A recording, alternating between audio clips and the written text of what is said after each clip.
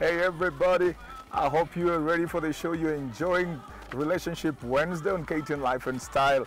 But we are now on Ask Pastor Chris, and I'm ready. We're out here in Machakos. We came all the way to Machakos Scott Christian University. You know, we go wherever we're invited. We go wherever we are asked to go. So you too could ask us to come to your college or institution, even if it is a bit outside of Nairobi County. lifeandstyle@sanamedia.co.ke. That's our email address, lifeandstyle@sanamedia.co.ke.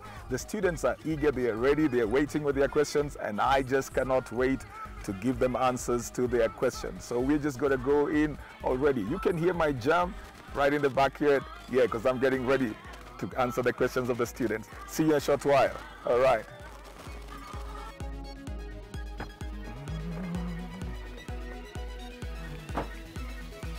We go in.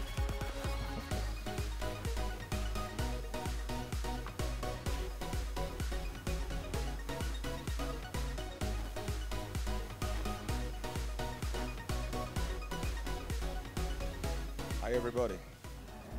Well, as I told you out over there, we're at Scott University, Scott Christian University, and the students are ready. Before they ask me their questions, I'm going to ask them one of mine. Are you ready to answer my question? All right. So what is the most difficult thing to deal with in relationship in your age and in your day? What's that thing that you fear? What's the hardest thing? Anybody who's going to answer me? I think the answer to the question is breakup. Breakup? Yeah. Does everybody agree? You don't agree? You don't agree. So what do you think is the biggest issue in relationships in your day? When you are in love with someone, you love him and he doesn't love you, or he loves you and you don't love him. So how is the relationship in the first place? Is there a relationship there, you love the person, they don't love you, or they love you? All right. Okay. We seem not to agree on what is the biggest issue. I'll take one more person's view, and then we go into our questions. The hardest thing in a relationship is living out the freedom that you used to have with the other people and sticking committed to the partner that you've chosen. A few of you are saying, yeah. All right, okay. I'm going to the questions right now. The first question, and Lee, pass the microphone over here. I have two questions. First of all, you get into a relationship, then after some issues, you break up. You get into another relationship, but after some time, you start missing your first relationship. You want to get back to your ex, but you get a threat from the current man that if you leave him, he might commit suicide. How can you handle that issue? And my next question, does age matter in a relationship? Can the lady be older than the man? Okay, let me start with your number 2 question. Does age matter in a relationship? Not really. Not really. What matters is the maturity levels of the person you're relating with, whether they can function as a leader to you. It's something that several people ask, and I always tell them, you know, age is not automatic maturity. There are people who have age, but they're very childish. Maturity is about development, mentally, emotionally, of course, physically too. But the emotional and the mental development of the person, intellectual development, is more important than just their physical age. So somebody can be 30 and still very childish, not grown emotionally. So that's what somebody needs to look at. Age would be a factor in the place where it makes that man not be able to function as a man.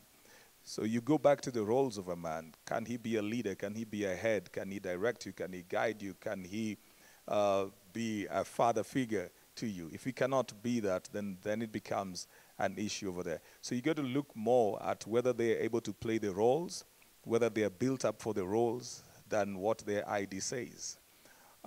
Concerning your first question, sometimes we make decisions based on hurts and pains and wounds. So you have issues in a relationship and you break it up, And that's what most people think is the easiest way out of a relationship. Most people do not like to deal with difficult situations. So they find the easiest ways to bolt out. Then you get out there and you don't give yourself much time to bring yourself into the place of healing so that you begin to look at issues as issues and not through the emotions that you had. Sometimes we are hurt by how we felt about something. Yet if you give it a period of time, you will realize that that person did what they did or said what they said, probably because of where they were at that time in life, how they were feeling, what they were dealing with, or how they perceived what you were doing. Time always gives you the opportunity to look at issues better when the emotions have gone down. So when you get into another relationship, while you're still wounded or hurt or angry, upset for whatever reason, whether it is because you cannot be alone or you want to prove a point to the other person, whatever it is, when you get there, you will sober up at some point. And when you sober up, then you begin to see the truth. And you'll realize, one, that there is no relationship that is going to be without issues because you're two different people, mostly two different personalities. In fact, if you have the same personality, you'll collide a lot because if you are both, for example, strong-willed, then you're going to collide a lot. None is going to bulge. So two people cannot come together having grown up differently and agree about everything. You must now look at what causes you to disagree. Are they issues? Are they personalities? What is it? Is one person trying to be controlling? Is the other person trying to be manipulative? Is it about values that people are disagreeing? Is it communication breakdown? Is it that one person lies a lot? What is exactly causing people to have conflict over there? Because it might even just be you. It might just be you, how you respond to things, how you react to things. And changing a relationship will not change you. We've got to be very honest with that. So you might get into the next relationship, but you see, there is still the same you. That's the common denominator there. So the same issues will keep on coming up until there is a change of the person. So when we have conflict, when we have breakup, when we have issues, we must ask ourselves, what role did I play in causing that problem so that I fix me? Then am I healed enough now to move on? Never get into a relationship to prove a point to the other person. Never get into a relationship because you feel that you're lonely or needy. Because if that person that you're going into a relationship with will not meet that need, you will walk out again. And nobody can give you fulfillment if you don't have it. So if you're empty on the inside, you can have 20 relationships. You'll always feel empty. You'll move from the first to the next to the next to the next, and you will feel very empty because that fulfillment comes from the inside. So that's how people jump from one relationship to the other. And then you begin to see that, all right, so the other person compared to this one, he wasn't that bad. But to conclude on answering you, nobody should threaten you with suicide. That's not acceptable. That's outright manipulation. You know, if they can commit suicide because you left, they're not good enough. Though that's what men will say. You know, young men, they will say that. They'll threaten you with suicide. So they'll keep you over there. But nobody should do that because that's not a healthy relationship. There is a relationship that now somebody is controlling you, manipulating you. They should have life for themselves. They should have a purpose. Every man must have a purpose. Every man must have a mission because a woman comes into a man's life as a helper. She comes to help him fulfill something. If he doesn't have that something, that's when he can say things like, you know, if you're not in my life, then I'm going to commit suicide, which means that you are in the wrong office because there's no assignment for you over there. They must have something that is very compelling that makes them wake up every day, and then you come in to help. So when somebody says that, you just call them out. Okay, well, my name is Joshua, and I've got 3 questions for you. My first question is a question concerning age, as my dear sister, yes, just asked you, but I'm going to ask it in a different way. All right. For instance, I'm a gentleman, and I've married a lady who is much older than me. You know, back in the society, there must be rejections. What should I do? How should I deal with these rejections? 2, what does the Bible say about engagement? And 3, if a couple gets pregnant before marriage. Can you ask your number 2 again? What do you mean, what does the Bible say about engagement? You know. That's a very broad question. What exactly do you want to know what the Bible says? Broadly, you may explain it that broad because I want to know what does the Bible say about, that broad way generally. Then 3, if a couple gets pregnant before marriage, should they have to continue? Okay. So, number one, you're talking about dealing with rejection. When you get into a relationship, one of the things about a relationship is it's a choice. It's a choice. It's never supposed to be out of coercion. It's a choice. And maturity demands that, and responsibility demands that when you make a choice, then you take all responsibility, including liability, for the choice you've made. So if you have decided to be with somebody, then you stand by your choice, regardless of what other people think. Whether they are thinking that because of age you should not be with them, or their tribe, their culture, their background, whatever it is, once you make that choice, and that's why you need to really think about it before you do it, so that when you come out, you're proudly associated to that person. You cannot choose somebody and then begin to disown them because other people are not receiving them. That would put a dent on your decision-making process. So when a couple has decided to be together, then what the society thinks is not supposed to be important. What does the Bible say about engagement? The word engagement, the only word that is close to that was espoused. And that's when Mary and Joseph were espoused. That was a process of 1 year of her preparation and waiting for the marriage. It would be a period within which this person is treated as if she's already married, but she's not married to the man. So she's in a period of training to become somebody's wife. So how do people conduct themselves? There are no clear rules there in the scriptures about how they should. But there are rules about how you conduct yourself as a Christian. Because dating is not in the Bible. Dating is not in the Bible. If you look at the biblical examples of marriage, relationship to marriage, I mean, it's crazy. Sometimes people would meet at the well in the morning and be married in the evening. So some of them did not even know the engagement process. It was mostly agreement between families. And so that's why they would be very keen about what kind of family did this person come from, what is their faith, and so they would be looking at whether they will carry the same values. And that is what the process of engagement is supposed to give you, whether you call it engagement, dating, or courtship. That period before marriage is supposed to allow you to see what do your value systems agree, you going the same direction, is this somebody that you feel comfortable enough to introduce to your family and to grow with them and to go with them and to commit to them and not change your mind after 3 or 4 years. So it is just a process that allows you to do that. Then you want to do things, if you're guided by the Bible, then you want to do things that are guided by the Bible.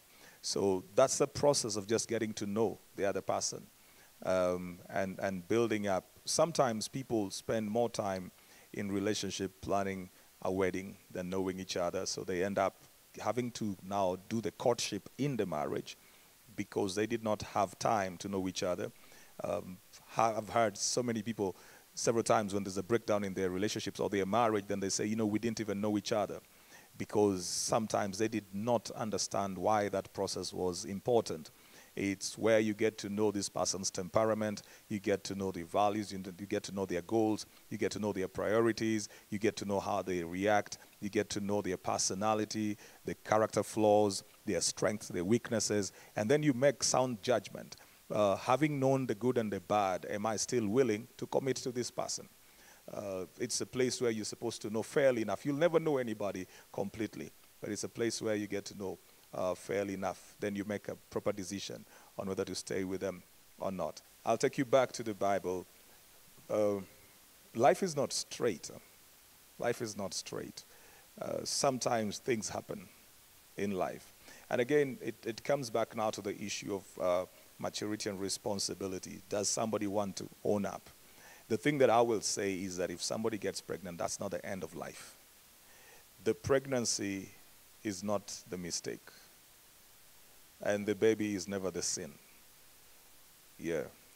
Sometimes we focus more on the pregnancy Because there's other people who never get to the place where they get pregnant, you know. So you cannot victimize the baby or the child. If those two people are still committed to being together, then they just need to find processes and find people who can lead them through. If they're still committed to be together, then there would be nothing really that would stop them, not even scripturally. And I would send you to Genesis 38 when there was the issue in Shechem. I think, yes, Genesis 37, 38, there was an issue in Shechem, and the man who had violated a woman came back to ask for her hand in marriage. So if the man decides to take responsibility, there is nothing that stops that. But they may need some people to just walk with them and guide them so that they build on a better foundation than the beginning. I have two questions. Okay. The first is, we know that the Bible provides room for diversity in a relationship, so that I'm allowed to be in a relationship with a person from a different culture than mine, a person even of a different race than mine, and even difference in personality and age. And to some extent, the Bible does not allow us to be in a relationship with someone who holds a different faith. But you might be in the same faith, but you have different theological convictions. My question is, to what extent can you have theological differences but still be permitted to be in the relationship? My second question is, we also know the Bible provides room for celibacy. How is a person going to discern whether they are called to singleness or not? Thank you.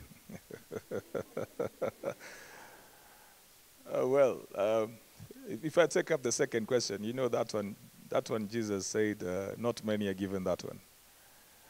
Yeah, he said not many are given that one. Now, if Jesus said not many are given that one, trust me, not many are given that one.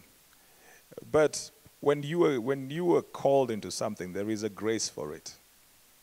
That's how you get to know that you have a calling for something. There is a grace for it. And then that grace now just makes you be able to stay without being pushed by certain desires.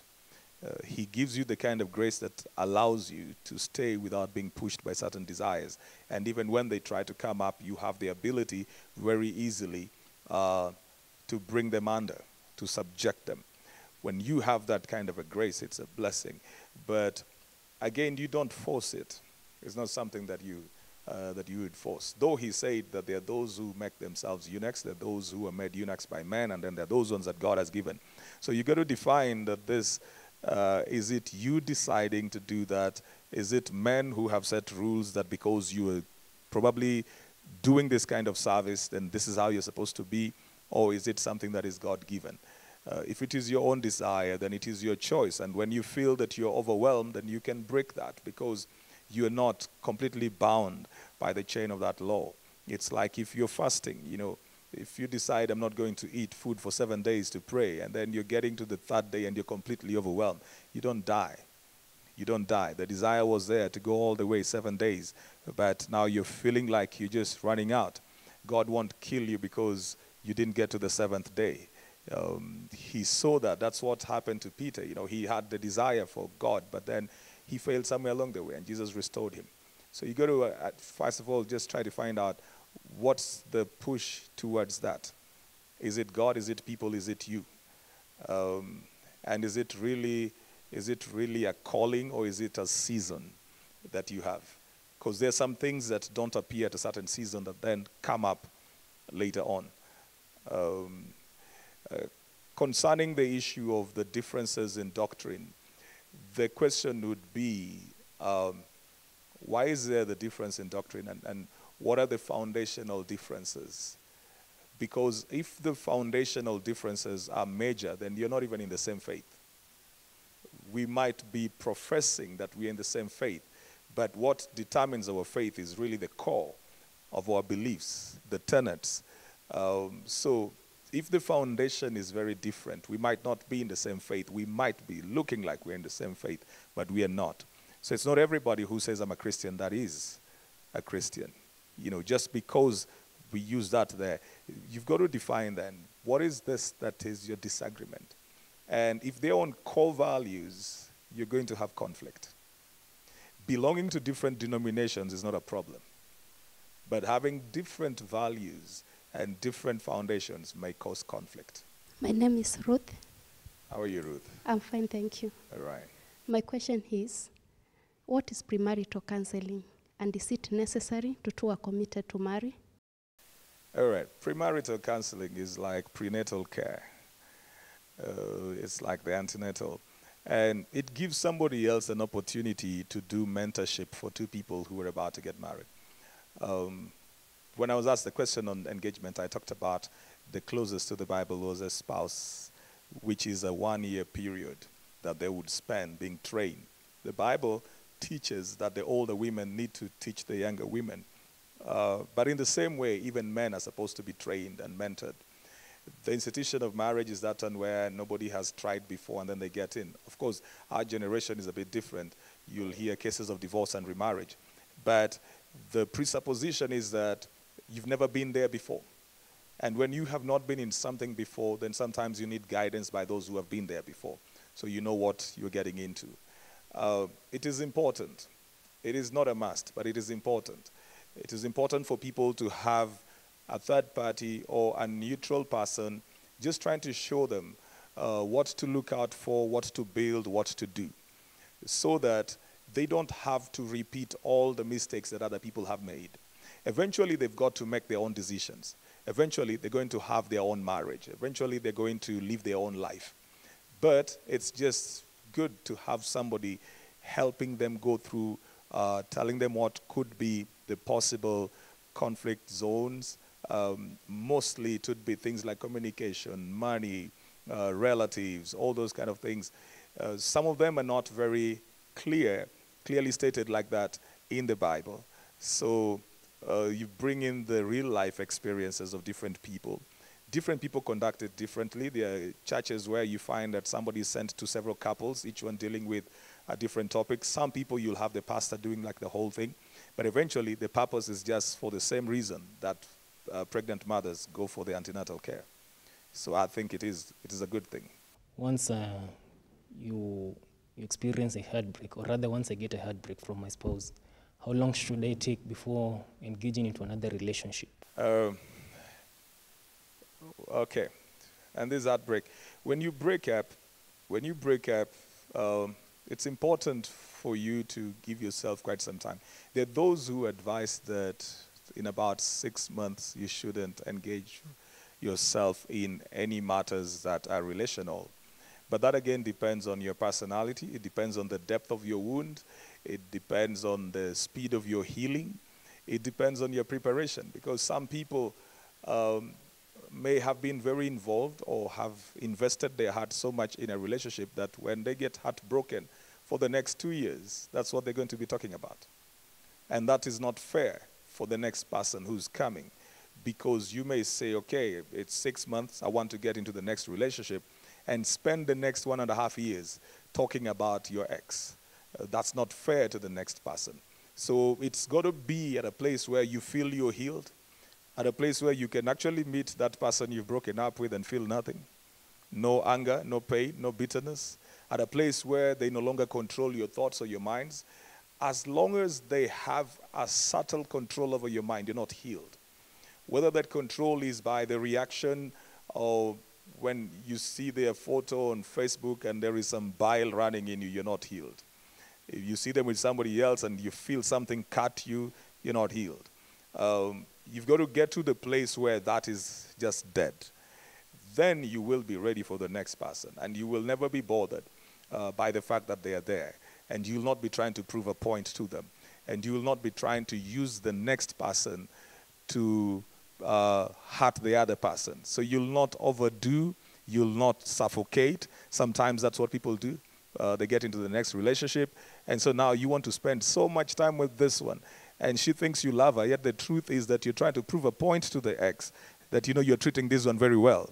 And so they begin to fight for their own space also. So it's important that you get to the place where your heart is okay. Your heart is okay. You can actually attend the other person's wedding and feel nothing. let's say a person loves two people at the same time, then they say that it's kind of a confusion, but the other partner is trying to move on. Then she's told that the guy still loves the girl. So is it a method of caging her, or is it just a lame excuse? Let me get that properly. Okay. So there is the man, guy, he's called his ex, Mr. X, right? Yes. Then he has two ladies. Yes. So who's trying to move on? The first girlfriend is trying to The move first on. girl is trying to move on. Yes. And then what does Mr. X say? Mr. X says that he's still in love with the first girl. But then he has a second one. But yeah. Yeah, he's lying. He's just lying, you know. He's just lying because if he was in love with the first one, if you're satisfied with what you have, then you don't look for another. You don't look for another. That either means that he has no self-control, he's greedy, he's randy, he wants everything, so you can't place his loyalty. Right. All right. Those are the questions we had time for today at the Scott Christian University. Remember to keep the conversation going on Twitter, on Facebook, and on Instagram. The hashtag is KTN Life and Style. If you want to nominate your institution, your college, your school, your church group, your neighborhood group, whatever group of young people that you have, if you want us to come and shoot us, Pastor Chris, wherever you are, send us an email today, lifeandstyle@standardmedia.co.ke. The and is a symbol, lifeandstyle@standardmedia.co.ke. 22840 is our text message number. Remember also to follow us on our social media platforms at KTN Life_Style. That is both for Twitter and Instagram, KTN Life and Style for Facebook. At CJ Atemo is my Twitter handle. Tomorrow is Inspiration Thursday. Keep it life and style every 8 to 10 a.m. Monday to Friday on your favorite station, KTN. See you again next week. Have a lovely day. God bless you.